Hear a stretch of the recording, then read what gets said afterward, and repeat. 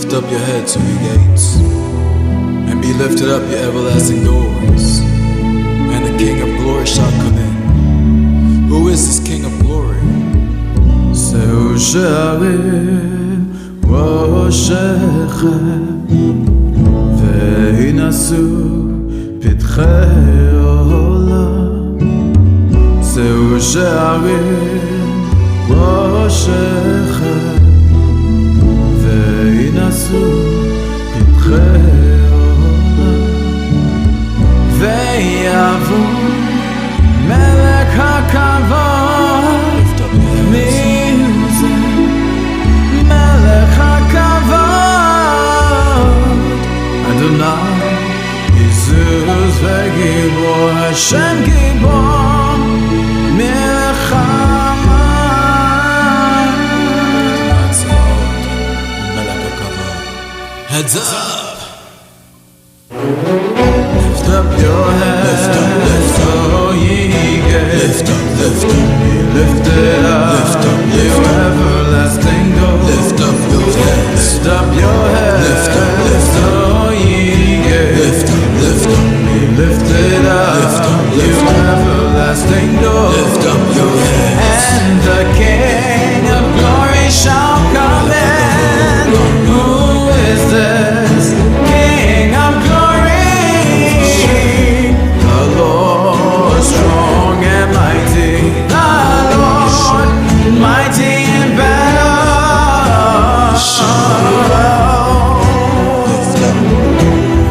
Our God is a man of war. Heads up. Adonai is his name.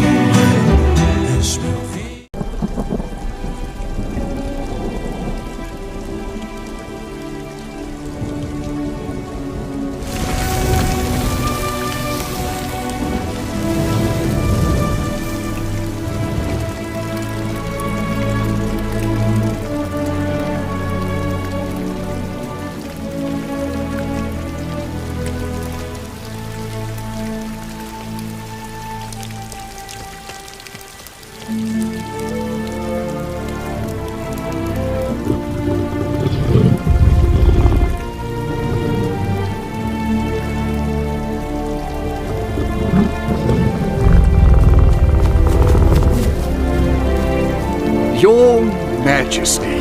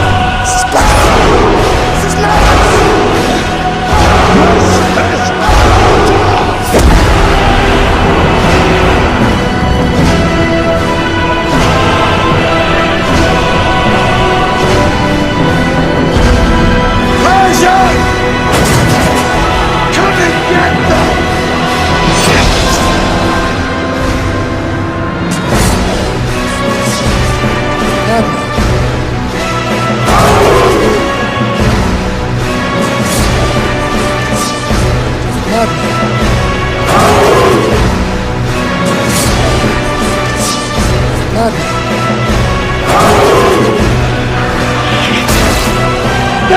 is where they die!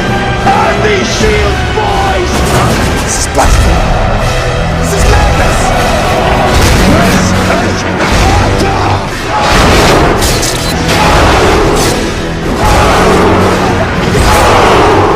This is blasphemy! This is madness!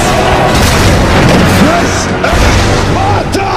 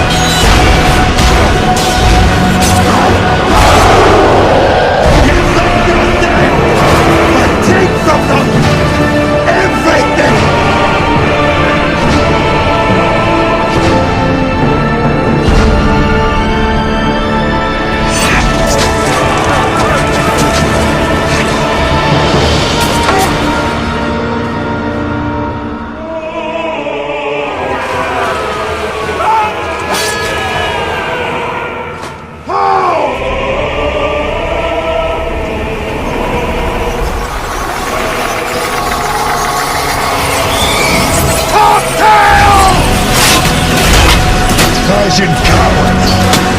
No mercy!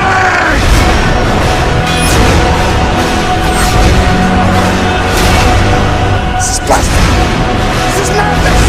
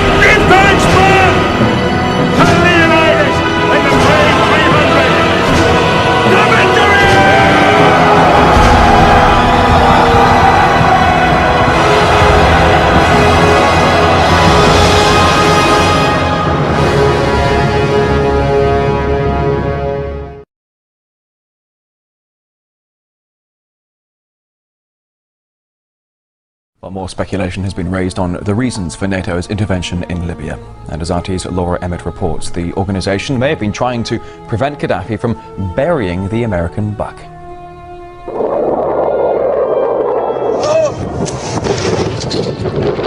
According to some, it's about protecting civilians. We must not tolerate this regime using military force against its own people. Others say it's about oil. The only reason they're interested with Libya is about the oil. You'd think we'd be in Iraq if the major export there was broccoli. But some are convinced intervention in Libya is all about currency, specifically Gaddafi's plan to introduce the gold dinar, a single African currency made from gold, a true sharing of the wealth. It's one of these things that you have to plan almost in secret.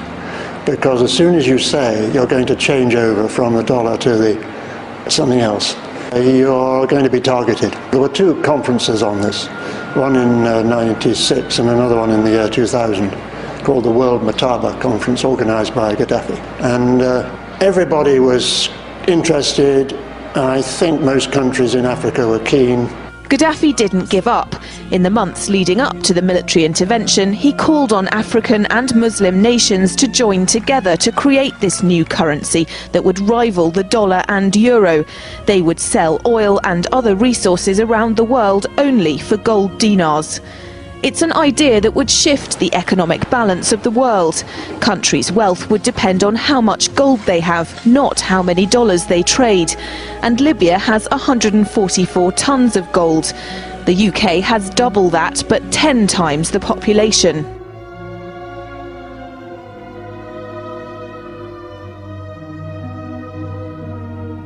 But I do have one question. During the crisis, or any time that you're aware of, has the Federal Reserve or Treasury participated in any gold swaps arrangements?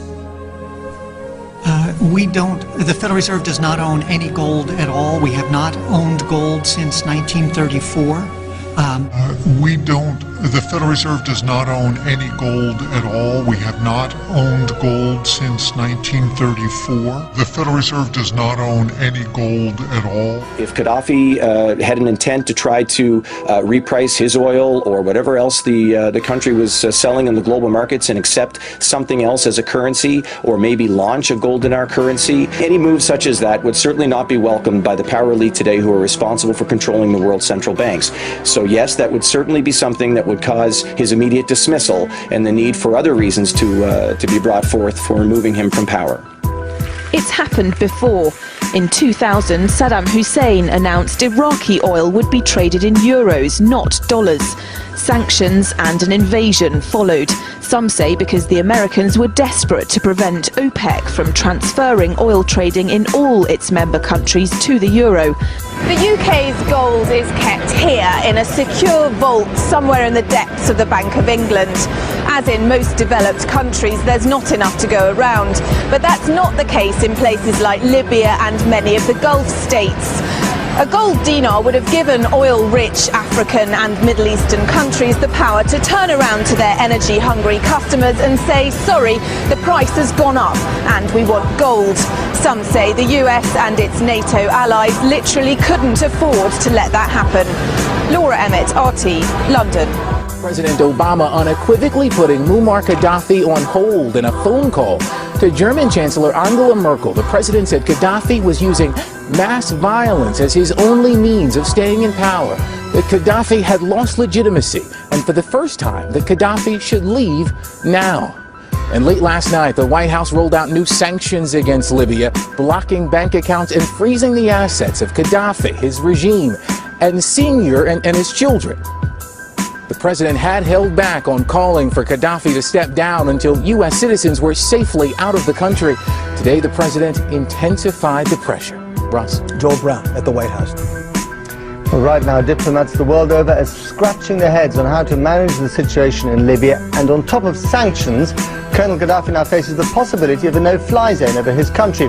British Prime Minister David Cameron said he would work with his allies on preparations for such a plan and would not rule out the use of military assets. At the same time, the United States is also repositioning its naval and air forces around Libya. The BBC's diplomatic correspondent James Robbins is following that part of the story. These extraordinary pictures, apparently from the town of Misrata, suggest the scale of violence in parts of Libya as ground is fought over. And these images are thought to come from the same town, as Colonel Gaddafi's regime is squeezed both by the scale of rebellion and increasing global pressure on him to give up now. First, the diplomatic pressure. How are you? Nice to In Geneva, foreign ministers focused on newly announced European Union sanctions.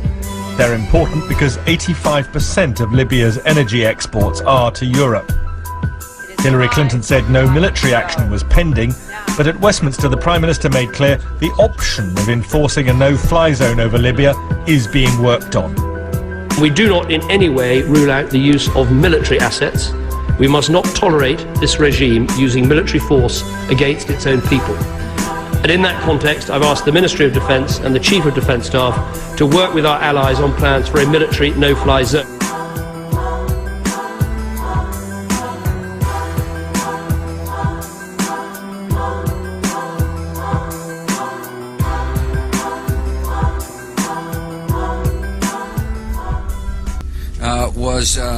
The main reason we went into Iraq at the time was we thought he had weapons of mass destruction. It turns out he didn't, but he had the capacity to make weapons of mass destruction. But I also talked about the human suffering in Iraq, and I also talked the need to advance a freedom agenda.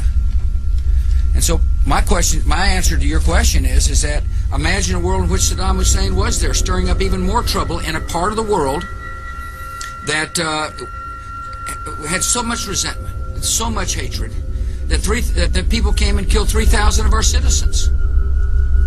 You know, I've heard this theory about, everything was just fine until we arrived, and then, kind of stir up the hornet's nest theory. It just doesn't hold water as far as I'm concerned. The terrorists attacked us and killed 3,000 of our citizens before we started the freedom agenda in the Middle East. What did Iraq have to do with what? The attack on the World Trade Center. Nothing, except for it's part of, and nobody's ever suggested in this administration that Saddam Hussein ordered the attack. We must not tolerate this regime using military force against its own people. And in that context, I've asked the Ministry of Defence and the Chief of Defence Staff to work with our allies on plans for a military no-fly zone. But reviving an Iraq-style no-fly zone and imposing it over Libya would take time. Huge questions have to be answered first. Under whose authority would it be imposed? The UN has so far ruled out backing military action in this crisis, and NATO is only in the very early stages of considering it. But financial pressure on the Gaddafi regime will build, slowly but steadily. It's now estimated that 80% of Libya's oil fields are in rebel hands. Over time, Colonel Gaddafi will run out of cash. It's fundamentally important. There really is nothing else in the economy apart from oil. Which is why I think that the international oil companies will be invited back by the next regime when it takes over.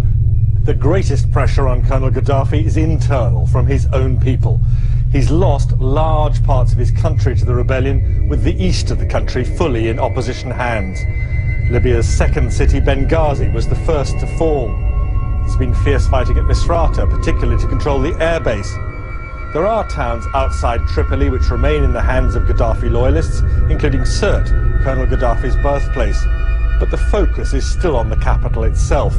Tripoli is home to around 1.7 million people out of a total population of 6.4 million. And it's still the command centre for up to an estimated 10,000 armed forces thought to be loyal to Gaddafi. Libya's Colonel Muammar Gaddafi has warned that his people will fight back if world powers try to enforce a no-fly zone over the country's skies.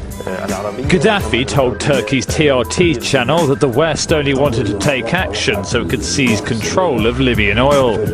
He also claimed that if he stepped down, it would leave a power vacuum to be filled by Al-Qaeda. We are the ones preventing Al-Qaeda from taking control, he said. They would drag the whole region into chaos. Started. He agreed to see the BBC, ABC News from the United States and the Sunday Times. He was fairly relaxed throughout the interview, which was held in a restaurant overlooking Tripoli port.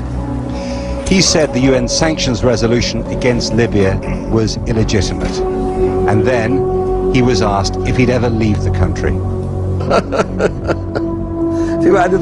As if anyone would leave their homeland, he said. In recent years, you've had a rapprochement with Western countries. You've had important Western leaders like Tony Blair coming here. But now there are Western leaders who are queuing up to say that you should go. Do you feel a sense of betrayal about that? Of course it's betrayal, he said. They have no moral. Mr. Gaddafi said, we didn't understand the Libyan system. No, I understand the system that you have here.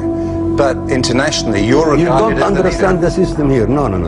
Don't say I understand. You don't understand.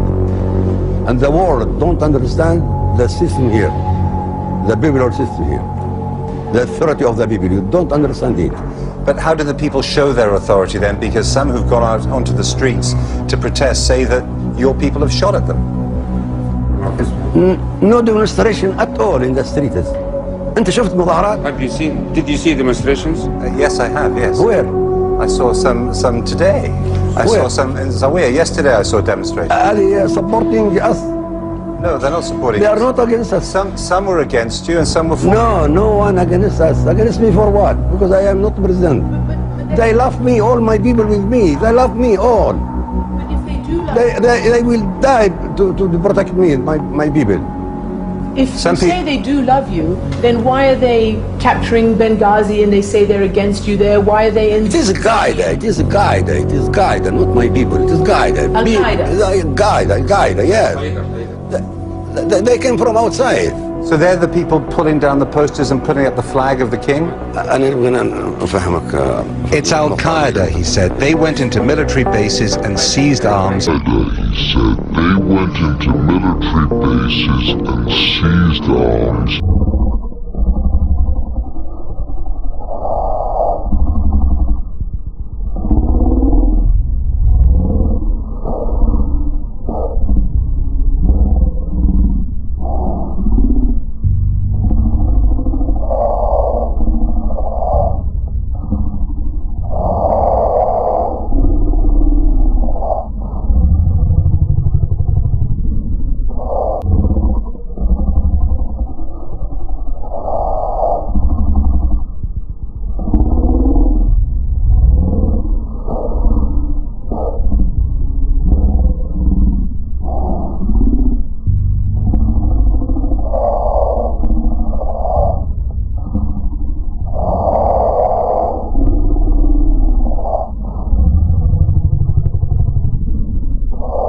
And they're terrorizing the people.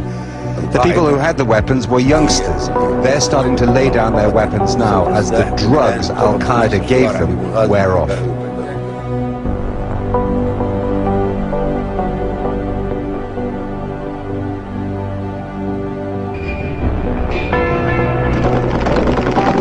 Even bin Laden's displays of strength for the Western media were faked.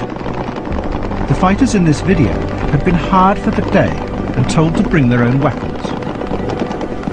For beyond his own small group, bin Laden had no formal organization, until the Americans invented one for him.